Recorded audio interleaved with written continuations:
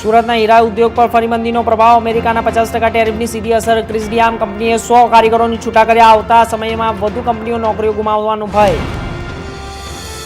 ડભોઈમાં શાંતિ સમિતિ બેઠક. ગણેશ વિસર્જન, ઈદે મિલાદની તૈયારી. હિન્દુ મુસ્લિમ આગેવાનો હાજર. પોલીસે 11 મોબાઈલ રકમ પરત કરવામાં આપી.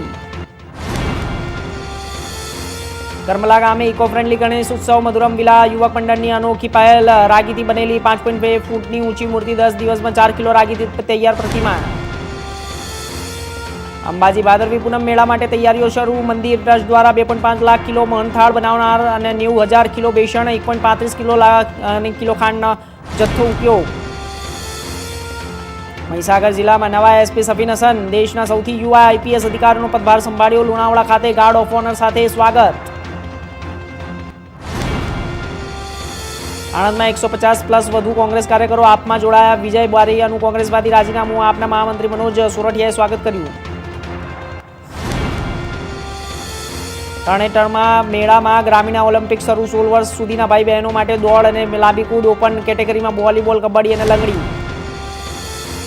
મહીસાગર જિલ્લામાં ધોધમાર વરસાદ. લુણાવાડામાં 1 કલાકમાં 2.20 ઇંચ વરસાદ અને નીચાણવાળા વિસ્તારોમાં પાણી ઘૂંટણસમાં ભરાયા.